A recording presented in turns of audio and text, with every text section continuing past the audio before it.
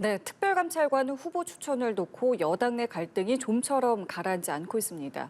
친한계는 관련 의총을 공개로 열어서 토론과 표결을 하자고 제안을 했고, 친윤계는 요란스럽다고 되는 게 아니라며 불만을 드러냈습니다.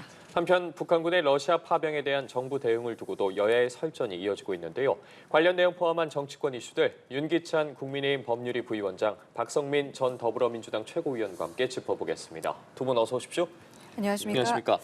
예, 오늘도 특별감찰관 관련해서 국민의힘 내부 상황부터 짚어보겠습니다. 어제 나온 이야기인데요. 지금 이 특별감찰관 후보 추천과 관련해서 국민의힘에서는 의총을 열고 결론을 낼 예정인데 이 의총을 어떤 형식으로 할 것인지 그리고 이 의총에서 어떤 걸 할 것인지에 대해서 또다시 계파 간의 이견이 나오고 있습니다. 일단 친한계에서 어제 이야기한 것은 의총하면 공개로 하자 그리고 표결을 하자라고 이야기를 했고요. 여기에 대해서 친윤계는 요란스럽다라면서 지금 반박을 하고 있는데요. 지금 저희가 화면으로도 보여드리고 있죠. 이 친한계 제안에 대해서 어떻게 좀 보고 계십니까? 그러니까 친한계가 지금 이제 전략적으로 그리고 우회적으로 친윤계 의원들을 압박하고 있는 거죠. 그러니까 일단 공개로 의원총회를 한다라는 것은 의원들의 실명과 의원들의 의견이 공개적으로 국민들 앞에 공표가 되는 것이기 때문에 의원들 입장에서 지금 민심이 그리고 국민들의 어떤 분노가 김건희 여사 문제에 대해서 굉장히 극에 달해 있는 상태인데 이 부분에서까지 대통령실을 계속해서 방어하는 모습을 보여준다면 본인의 정치적인 자산이 깎일 수 있다라는 손해 계산이 또 있을 수 있고요.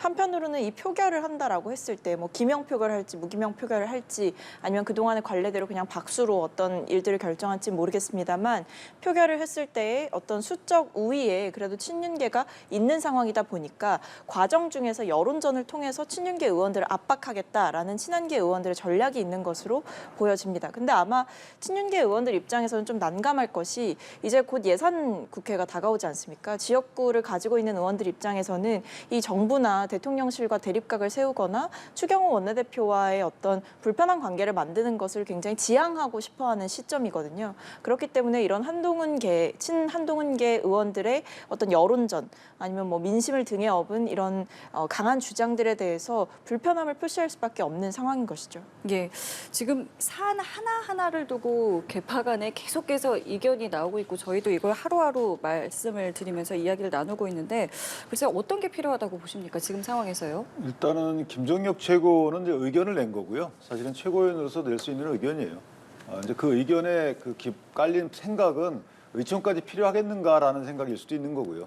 중간에 한동훈 대표와 추 원내대표가 두 분 간의 어떤 합의를 통해서 마무리 져야 되는 게 아닌가 이런 생각도 있을 수 있는 거고요. 다만 만약에 이게 이제 의총으로 가게 되면 사실은 당원 당규대로 따르면 되는 거거든요. 그러니까 공개가 원칙이지만 비공개를 또 결의할 수 있기 때문에 이것은 이제 의원들이 그 의총이라는 기구 내에서 해결할 문제예요. 예를 들면 알 권리 부분도 물론 알 권리 중요한데 알 권리를 충족시킬 수 있는 다 당원 당규상 규정이 있어요.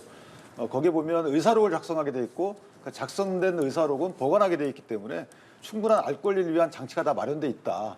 그래서 저는 개인적으로 의원들이 다 결심할 내용들이고 예를 들면 투표 방식도 기립과 뭐 거수 이렇게 돼 있어요. 그런데 예. 만약에 일정 요건을 충족하게 되면 비밀 투표도 하게끔 돼 있거든요. 그러니까 의안 내용에 따라서 의원들이 자율적으로 이 부분은 국민께 공표되거나 당원께 공표되는 것이 걱정을 끼치는 것일 그런 의제다. 그렇게 생각이 되면 비밀 투표로 가는 거고요. 그게 아니고 신속해가지고 당론을 모아야 되겠다. 그럼 박수 치고 끝날 수도 있는 거고. 그러니까 이것을 어떤 방법으로 하자라고 방법을 정해주는 것 자체가 좀 이상하다. 그러니까 그건 의원들께 맡겨두는 것이고 또 하나는 이게 그렇게 이견이 큰 사안은 저는 아니라고 봅니다. 특별감찰관에 대해서는 예. 전체적으로 반대하는 사람들은 없어요. 다만 이것이 이제 그 북한 인권재단 출범과 연계해서 가야 되느냐 여부 갖고 지금 여러 가지 신랑이 있는 건데 예. 저는 이 실익이 크지 않기 때문에 조만간 아마 두 분이 해결하든지 만약 해결 안 하면 지속히 그냥 의원총회 열어서 빨리 해결하면 되는 거죠. 이게 길어지게 되면 공연이 일부는 특별감찰관을 추진하자라는 목소리로 읽히고 일부는 이걸 마치 반대하는 것으로 읽혀서 그 부정적 파급 효과가 민주당으로 가는 것이 아니고 당내에서 그냥 상대방 또 예. 나 이렇게 갈리기 때문에 저는 빨리 매듭 짓는 것이 맞다라고 봅니다. 맞습니다. 이게 지금 길어지기 때문에 당내 개파 갈등에 조금 더 이제 주목하는 경향이 있는데 저희 취재진이 취재한 내용에 따르면요. 어제 이제 비공개 최고위에서 있었던 일인데 한동훈 대표가 여의도 연구원을 이제 당대표 몫으로 이제 추천을 했더니 여기에 대해서 추경호 원내대표가 이 인물은 이제 윤 대통령에게 좋지 않은 칼럼을 쓴 적이 있다라면서 이 내용은 이제 최종적으로 보류가 됐다고 합니다. 근데 이 안에서도 여러 공방이 좀 있었던 것 같아요. 이런 부분들은 좀 어떻게 봐야겠습니까? 저 추천 인사에 대해서는 공방이 상당히 많아요. 예를 들면 당미 구성과 관련돼서도 그렇고 여러 가지 인사에 대해서 최고위 협의상 인사 대상의 경우에는 상당한 의견들이 많습니다. 그래서 그 하나라고 보고요. 만약에 윤 대통령에 대한 비판적 칼럼을 썼다는 것만 갖고 그랬지는 않았겠죠. 그걸로 추단되는 여러 가지 당의 효과, 미칠 영향 이런 것들 갖고 반대 의견을 피력했겠죠.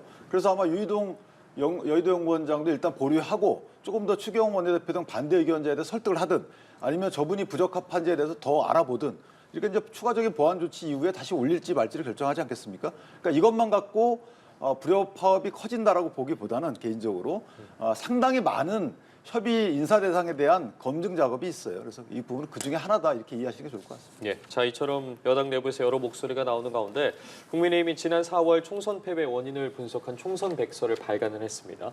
백서팀은 이 패배의 원인으로 불안정한 당정 관계, 또 미완성의 시스템 공천 등을 꼽았는데 백서 내용에 대해서는 좀 어떻게 보셨는지 여쭤보겠습니다. 저는 이제 이 굵직한 내용들을 보면서 전반적으로 이 한동훈 대표 책임론을 굉장히 전면에 내세운 백서였다라고 생각을 했습니다. 그러니까 지금 이 백서가 또 주목되는 이유는 앞서 우리가 다뤘듯이 친한 갈등 이런 것들이 굉장히 심화되고 있는 과정 가운데 이 백서가 나왔기 때문인데요. 이 백서를 두고 사실은 한동훈 대표와 친윤계 의원들 간에 좀 불편한 기류도 있었고 그게 어떻게 보면 좀 가시화됐던 부분이다라고 생각을 했습니다. 이 총선 백서를 보면 일단 전략 부재 이런 얘기도 나오거든요. 어떤 메시지의 지속적인 변화를 통해서 지금 국민의힘이 어떤 주제를 가지고 연설을 하는지에 대해서 일관성이 없었다 이런 지적도 있었고 당정 관계에서 불안정한 당정 관계를 지적을 하긴 했습니다만 정부의 기조를 따라가는 모습을 보여줬다 이런 이야기 아니면 미완성의 시스템 공천 이런 것들은 사실은 한동훈 대표가 다 주도적으로 했던 부분들 특히 한동훈 대표가 연설하면서 운동권 심판론 내세웠다가 나중엔 2조 심판론 했다가 나중엔 읍소 전략을 펼쳤는데 이런 부분들까지도 조목조목 지적을 했단 말이에요. 그래서 보면서 이 총선 백서라는 것이 과연 어떤 이번 총선에 대한 객관적인 성찰과 구체적인 반성이 담겨 있는 것인가 저는 그 부분에 굉장히 큰 의구심이 들었고 이것은 사실상 한동훈 대표를 저격하는 백서다. 한동훈 대표를 비판하기 위한 백서고 지난 총선의 패배 책임을 어떤 실패한 국정 운영과 대통령의 오만과 독선에 좀 초점을 맞추기보다는 이 한동훈 대표가 어떤 전략적으로 굉장히 실패한 리더였다. 이 부분을 부각시켰던 백서다. 그런 점에서 이 총선 백서를 두고도 아마 친윤계와 친한계 사이에 불편한 감정의 기류가 좀 있지 않을까라고 생각합니다. 예, 한 대표의 책임론을 부각한 백서였다. 그리고 앞서 언급해 주신 것처럼 이 백서를 두고도 지금 친윤계와 친한계 사이에서도 말이 오가고 있거든요. 어떻게 보셨어요? 글쎄요, 백서를 또 해석하는 이런 지경에 이르렀는데 예. 저는 백서를 해석하는 논쟁은 처음 봤어요. 제가 2014년도에 당협위원장을 맡고 국민의힘에 들어와서 활동 중에 있지만 백서를 해석해서 이걸 또 어떤 논쟁거리로 삼는 건 처음 봤고 백서는 그야말로 해석이죠. 여러 사람이 모여가지고 특히 이제 설문까지 해가지고 점수까지 매겼더라고요.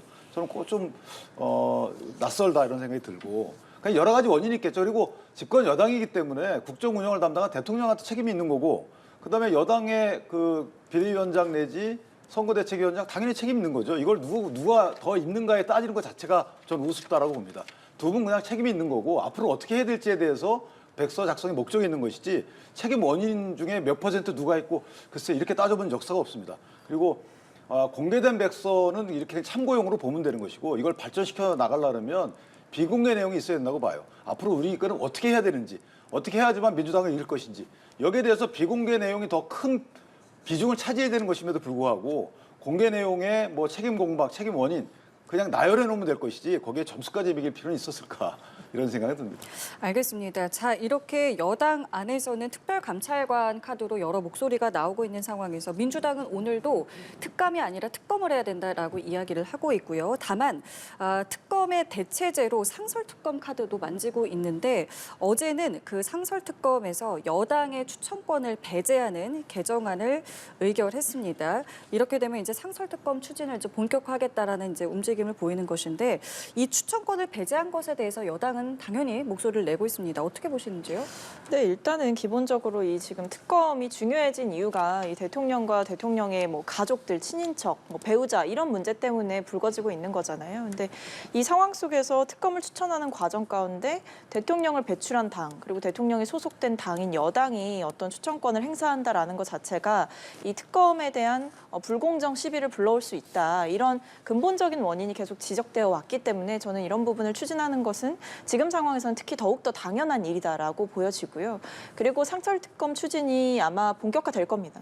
본격화될 거고 사실상 민주당은 뭐 김건희 여사 특검법 외에도 상설특검을 통해서 김건희 여사와 관련된 문제를 진상 규명을 하겠다. 그리고 책임을 묻겠다. 이렇게 하고 있는 상황이기 때문에 지금 상황에서 뭐 민주당이 이런 규칙을 바꾸고 하는 것에 대해서 여당이 뭐 불만을 토로한다거나 하는 게 저는 여론에 그렇게 크게 영향을 미치지 않을 거라고 봐요. 오히려 지금 상황에서 국민의힘은 민주당을 향해서 불만을 제기하고 어떤 민주당의 국정 운영, 그 국회 운영 방식에 대해서 얘기할 게 아니고 국민의힘 안은 그럼 도대체 무엇인지를 가져와야 된다. 특별감찰관은 앞으로의 일을 예방하는 것이고 특검은 그동안 있었던 일에 대해서 책임을 묻자는 것이기 때문에 이 부분에 대해서 국민의힘은 명확하게 답을 해야 될 것이다. 언제까지 민주당 탓만 하거나 민주당 탓으로 돌리면서 이 김건희 여사 리스크를 피해갈 수는 없을 것이다라는 말씀 드리겠습니다. 지금 국민의힘은 특감으로도 이야기가 조율이 안 되고 있는데 민주당은 특검법도 내고요. 상설특검법은 또 개정을 했습니다. 지금 이런 움직임 속에서 국민의힘은 어떻게 좀 대응을 해야겠습니까? 그러니까 민주당은 지금 모든 사안 자체에 대해서 특검으로 가겠다는 거거든요. 살라미 특검을 하겠다는 겁니다. 이슈별로 잘라가지고 상설특검을 계속 띄우겠다는 겁니다. 근데 이제 상설특검의 경우에는 법안에 있듯이 이게 국회가 이제 결의한 경우에 할 수가 있는데 그 결의한 이유가 예를 들면 정치적 중립성을 확보하지 못하는 경우에는 결의할 수 있는 거고 또 공정성이 훼손될 경우에는 결의할 수 있는 거예요. 그런데 만약에 추천위원회에서 이제 후보 추천을 하게 되는데 7명으로 구성이 됩니다. 3명은 각 뭐 대법원이 하나 있고 그다음에 변협이 하나 있고 법무부가 하나 있어요. 이 부분은 뭐 어쩔 수 없는 거고 나머지는 국회가 4명을 추천합니다. 그중에 정치적 중립성을 확보하기 위해서 2명, 2명 나눈 거예요. 여당과 야당, 소위 말하면. 그런데 지금 여당과 야당이라고 저희가 표현하지만 사실 여당과 야당은 국회의원들의 집합소예요. 그러니까 하나하나가 헌법기관이라는 거잖아요. 그 여당과 야당의 추천 과정도 민주적이겠죠. 예를 들면 의원총회에서 결정하든가. 자, 그것을 어떻게 대통령과 연관시키냐 이거죠. 여당의 경우에는 대통령은 여당의 총재가 아닙니다. 지금은. 여당에 적을 두고 있지만 사실은 별도의 기관이에요. 그런데 대통령이 연관된 배우자가 연관된 경우에는 추천권을 박탈한다. 이거는 정치적 중립성을 이유로 해서 특검을 띄우는데 정치적 중립성을 훼손하는 꼴이 되는 것이죠. 그래서 이 부분은 법의 취지와 맞지 않기 때문에 모법을 훼손하는 규칙 개정이다. 이렇게 해석이 돼서 이건 사실 위헌적 소지가 없잖아 있습니다. 개인적으로. 예, 알겠습니다. 이 내용도 좀 이어서 짚어보도록 할 텐데 한동훈 대표가 최근에 대통령실의 인적 쇄신을 요구했고 이에 반발해서 단체 행동에 나서려는 대통령실 행정관들에게 윤석열 대통령이 이렇게 이야기했다고 합니다. 국가 최고 기관인 만큼 절제와 좀 품격을 가져야 한다라면서 공개 행동 자제를 요청했는데 그 배경 어디에 있다고 보십니까? 일단은 뭐 확전 자제라고 봐야겠죠. 한동훈 대표와 이 대통령 간의 불편한 기류가 사실은 이런 행정관들의 집단적인 기자회견까지 있었다라고 한다면 더 안 좋아질 걸로 보여지거든요.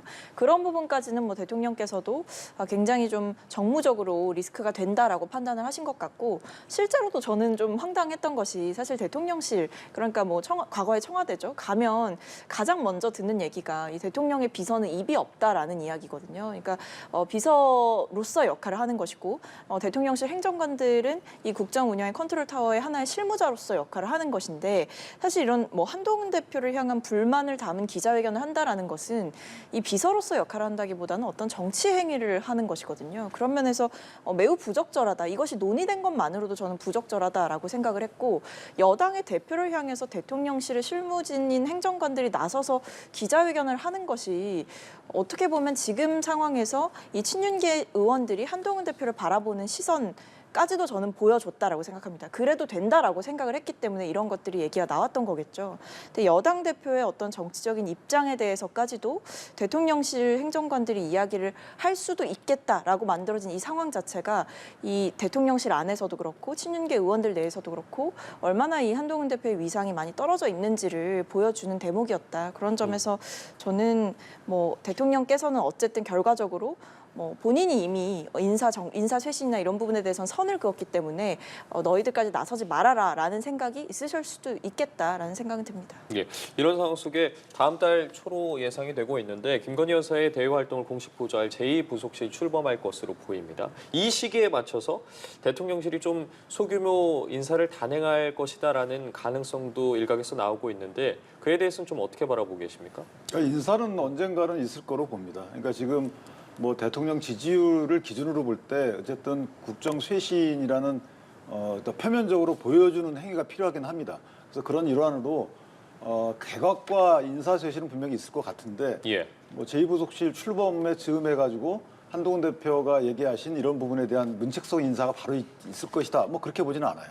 왜냐하면 그의 문책성 인사를 하려면 그에 걸맞는 이제 사실관계 조사가 필요하기 때문에 그 이후에 그리고 드러나게끔 되지는 않겠죠. 왜냐하면 행정관 등의 인사의 경우에는 드러나는 경우가 거의 없잖아요. 그래서 아마 그 정도의 본래 인사, 본래 취재 맞는 인사가 있을 수 있는 것이고 또 하나 대통령이 인사를 안 하겠다 이렇게 말씀하신 부분은 문책에 걸맞는 어떤 잘못이 없는데 인사를 하지는 않겠다는 일반적인 눈을 얘기한 것이라서 국정 쇄신형 인사는 있을 수 있다 이런 생각이 들고요.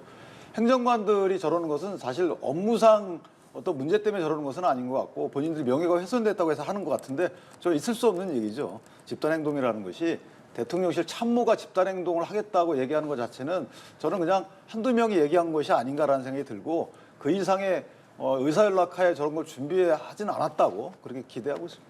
알겠습니다. 자, 이번에는 북한군 파병과 관련해서 여야 공방에 대해서 좀 두 분의 의견을 여쭤보겠습니다. 일단은 북한군의 이제 전쟁의 실전 도입이 생각보다 좀 빠른 속도로 진행되고 있다라는 소식은 저희도 여러 차례 전해드렸는데 관련해서 민주당에서는 파병에 대응하는 이제 정부를 향해서 남의 나라 전쟁에 왜 끼어드냐 하면서 이 부분에 대해서 반대 의사를 분명히 했습니다. 그랬더니 이제 국민의힘에서는 파병까지 정권 규탄에 이용한다라면서 민주당의 입장이 뭐냐라고 오히려 이제 질문을 했는데요. 지금 민주당의 입장에 대해서는 어떻게 좀 생각을 하십니까?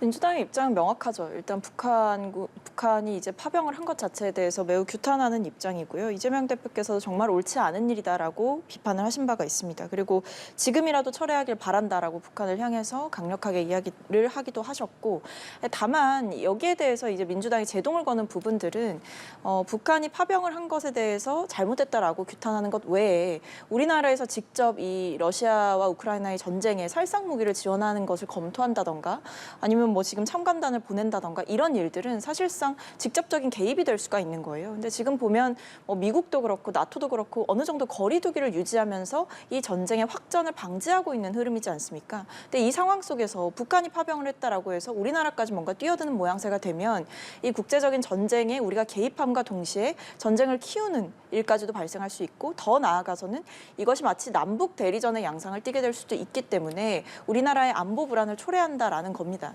그래서 지금 상황에서 정부가 이렇게 어떤 과격한 대응을 검토하거나 시사하는 듯한 발언을 하면서 안보 불안을 야기하는 것은 매우 잘못된 대처다. 신중한 대처를 요구한다라는 겁니다. 예. 근데 사실 이제 민주당이 저 논점을 이해할 수가 없는 것이 우리의 대응이거든요. 그러니까 선조치에 대해서 저런 반응이 나오는 것은 이해를 하겠어요. 아, 이건 위험하다. 안보에 어떤 뭐 위험을 초래할 수 있다. 근데 대응 과정에 대해서 문제가 있다고 하는 것은 대응하지 말라는 건데 국제적으로 대응하지 않는 안보 이익 수호가 어디 있습니까? 예를 들면 북한이 어떤 행동이 있었을 때 우리가 어떤 대응을 하겠다는 것을 한계를 지어놓으면 이건 협상 자체가 안 되고 자제가 안 되는 거예요. 그래서 그 부분은 야당으로서 어느 정도 말하는 건 이해를 하겠지만 글쎄요, 북한을 규탄하지 않고 추가적으로 한국에 대해서 이렇게 하지 말라고 하는 것은 정부에 대해서 문제가 있다라는 거 생각하는 거고, 그다음에 여러 가지 정부 조치는 사실 러시아와 북한의 유착이 가져오는 우리 안보에 대한 위협을 방지하고자 하는 것이거든요. 근데 이것을 마치 안보 위협을 초래하는 것처럼 이렇게 하는 것도 정치 공세를 좀 넘어선 게 아닌가. 안보와 관련된 거기 때문에 조금 발언 수위를 조절하는 게 좋겠다 이렇게 생각합니다. 예, 알겠습니다. 오늘 두 분 말씀은 여기까지 듣도록 하겠습니다. 지금까지 윤기찬 국민의힘 법률위 부위원장, 박성민 전 더불어민주당 최고위원과 함께했습니다. 고맙습니다. 감사합니다.